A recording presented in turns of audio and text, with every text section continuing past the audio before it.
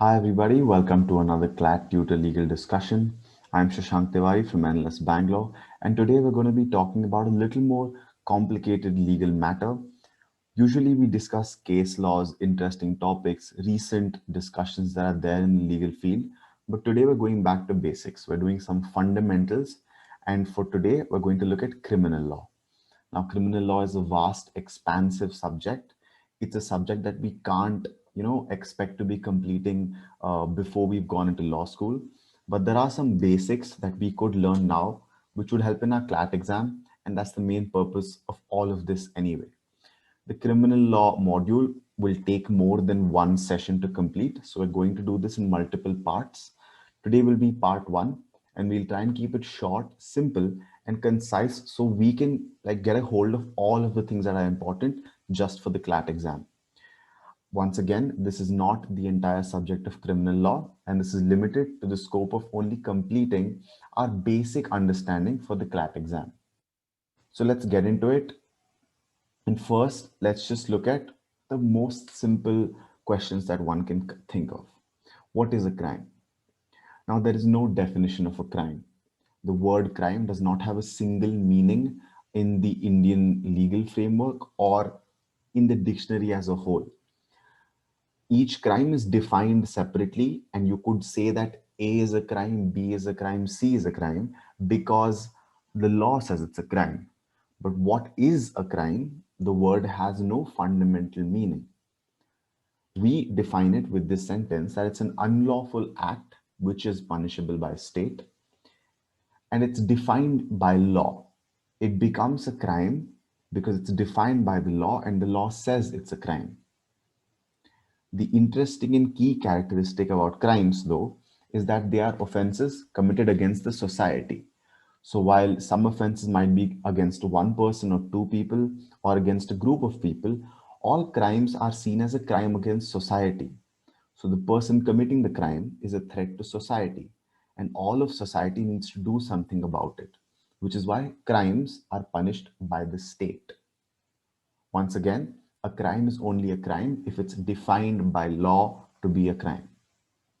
We come to our next understanding. Every crime is a violation of the law, but not every violation of the law is a crime. What does this mean? If you look at your basic syllogisms, you would have a big circle where all offenses or all unlawful acts are put in a big circle. Within that big circle, there would be a smaller circle, which is crimes, because there are several unlawful acts and we can club them or categorize them under different heads. You could say civil wrong, you could say torts, you could think of other, offenses or violations of the law that are not necessarily a crime. The question then is, which of these offenses or violations of the law are crimes and which of them are not crimes? Like I said once again, if the law says this is a crime, then it becomes a crime. The Indian Penal Code 1860 is the fundamental framework of the Indian criminal law. The Indian Penal Code mentions the list of all the crimes that are there, which the Indian government or law in India sees as an offense, sees as a crime, which is a violation of the law. There are other crimes as well outside the Indian Penal Code. There are other rules, other statutes, which do define some crimes. If you go into detail into cyber crimes or maybe terrorism, there are separate statutes such as the UAPA, the TADA, the IT Act mentions cyber crimes as well. What's important to remember is that the Indian Penal Code directly or indirectly covers for all of these things.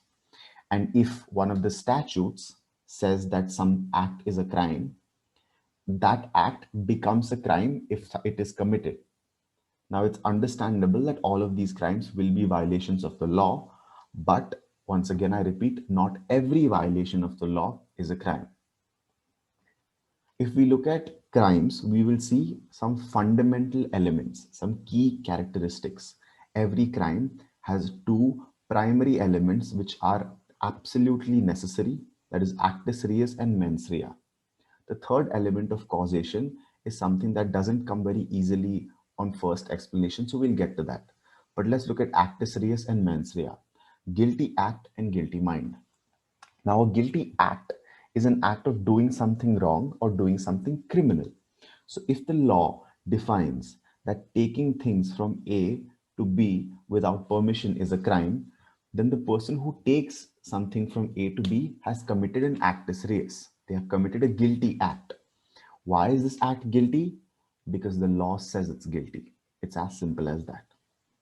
Mens rea is the guilty mind. If the person takes A, takes something from A to B, then mens rea would mean that he had the intention to take something from A to B. Now, keep in mind this intention need not be coupled with knowledge or motive. These are different things. The reason for this person to take something from A to B is you might call that the motive. That's not relevant for a crime. It may be helpful to establish, the chain of events and the actual reasoning, but intention only cares about whether the person intended to do what they did. So there are two simple things, actus reus and mens rea. To understand them in one sentence, doing something with the intention of doing it would be a crime if that act is a crime as defined by law. I hope that makes sense. If someone takes something from A to B and intends to take it from A to B, they have committed a crime. If taking something from A to B was a crime in itself, the person need not have knowledge that taking something from A to B will be a crime.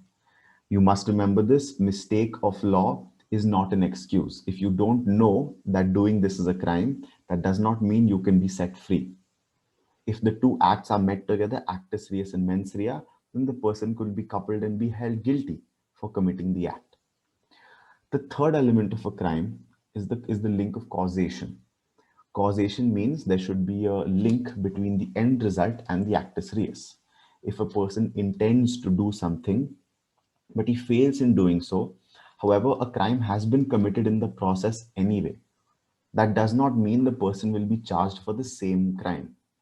If I give you an example, A wanted to shoot B and murder him. However, in the process, he missed his shot. B died of an immediate heart attack out of shock, or maybe just, the situation was such that he couldn't control his, whatever the state that he was in. The person cannot be held guilty for murder directly because, like I said, there is no link between the end result, which is the person dying due to a heart attack, and the actus reus, which is shooting the person. He will be guilty for something, and that's a discussion for a different day. But the important thing to remember is that causation is an essential link to establish that crime which the person has committed as an actus reus. Okay, I hope this is clear. The three elements usually when coupled together help establish a crime clearly and unquestionably. If a causation is not present, a different crime may be, may be shown from the entire situation. Now keep in mind, all three elements are necessary. Removing one element takes away the crime. So if there is no mens rea, there is no crime. If there's no actus reus, there's no crime. If there's no causation, there's no crime. But like I said, causation can be for a different thing. The two fundamentals of actus reus and mens rea cannot be forgotten. Now, there are also stages of a crime. Just because the person does one thing, that does not mean the act must be seen only as that one thing. There are multiple stages. And the four common stages, or the four only stages I would say in criminal law, are intention, preparation, attempt, and commission. All four elements come one by one, and I've put them in order of chronology. There is an intention, there is a preparation, attempt, and commission. Now, keep in mind, a person can be charged for attempt as well. I'm sure you know attempt of murder is also a crime. Therefore, completing some stages can also be enough to hold someone guilty in some crimes. Now, usually when we discuss criminal law further in part 2 and part 3, we will be using a lot of legal terms, and these legal terms are something that will come very often in your flat question paper. Even when we read judgments or news articles, these words confuse us a lot. So let's take a very brief look at what these mean. Defendant, prosecutor, victim, appellant, accused. These are all different terms used in legal proceedings and in news reports. A defendant is someone who is being charged of the crime. They have to defend themselves before a court. So In the situation where A was trying to shoot B and A has been charged by the police, he's been taken to court, A is the defendant. A is also the accused. The person is accused of something and the person is defending their case. The defense is presented by the accused, which means the accused and defendant, for our knowledge, will be the same person if it does come in the question paper. The prosecutor is the representative of the state. The public prosecutor, or is commonly known as the prosecution, is the side that's trying to charge the person of the offense. So if A commits a crime, A would be the defendant or the accused. They would be fighting the case from one side. The other side would be the prosecutor. The prosecutor is trying to prosecute the defendant. They are trying to hold the defendant guilty. They are trying to prove that the defendant or the accused is responsible for the act.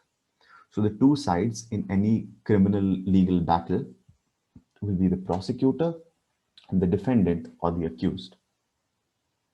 The victim is the person who the offense has been committed on.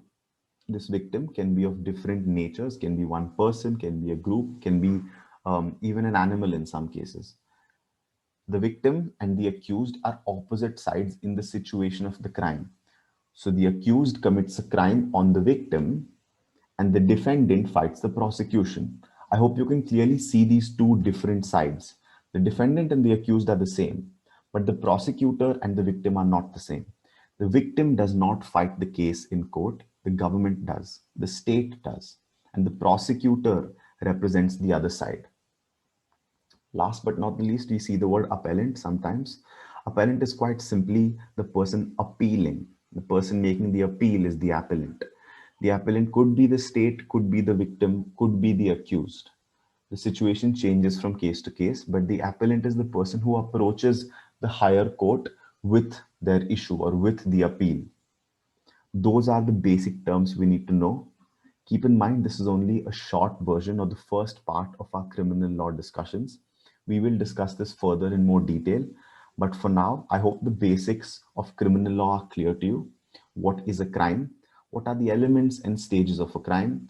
And some of the terms that are used more often than not while discussing criminal law or reporting issues of criminal matters. For the CLAT exam, these might be very helpful. So you might want to pay attention to these words. In our discussion for Module 2 and Module 3 on criminal law itself, we will discuss a furthermore nuanced and detailed topics. If procedure does come into it, then there will be more parts to the same. Thank you so much. I will see you in criminal law part 2.